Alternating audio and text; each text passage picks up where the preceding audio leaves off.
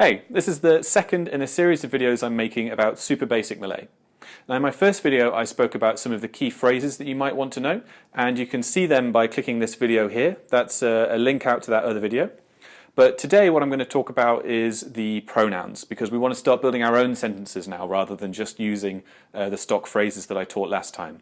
And to build our own sentences we need to know how to say I, you, he, she and it, for example. So let's take a look at what those are in Malay.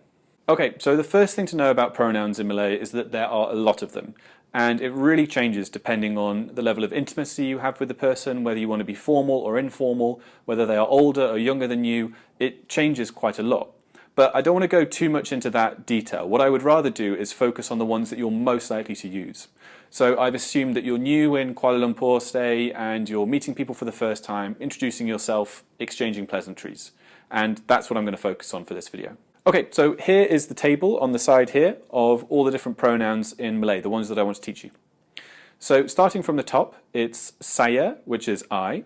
So for example, saya pergi ke Kuala Lumpur, I go to Kuala Lumpur. The next one is you, KAMU, KAMU pergi ke Kuala Lumpur, you go. And then dia, which means he or she, so dia pergi ke Kuala Lumpur. It could mean he goes, it could mean she goes. You'd have to know from context. And something to note at this point is that I've used pergi each time, which is the verb to go. And there's no conjugation in Malay, which is really helpful. So just something to note, and I'll talk about that more in my verb video. So after dia, we have it, ini. And you can use ini pergi ke Kuala Lumpur, it goes, that's fine. What's interesting about it though is that you tend to use it more in a grammatical context when you're trying to show that out of a group of things you're referring to this specific one. Don't worry about that for now, I'll talk about that more in my grammar video. The next one is we, which is an interesting one in Malay because it's slightly different depending on whether you're including or excluding the listener. So if I'm including the people that I'm speaking to, I say kita.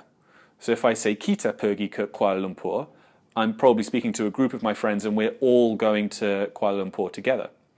If I say kami pergi ke Kuala Lumpur, I mean me and perhaps the people I'm with. I still mean we are going to Kuala Lumpur, but I might be speaking to a friend who isn't joining us and I'm explaining the trip. And then I would say kami. It doesn't include the person who's listening. Okay, the last thing is MEREKA, which means they. So a group of people who aren't present.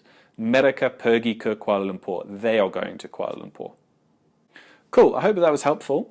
Now that you have the pronouns, the next thing that you need is the basic verbs that you might use every day, and you want to start putting those together and build sentences.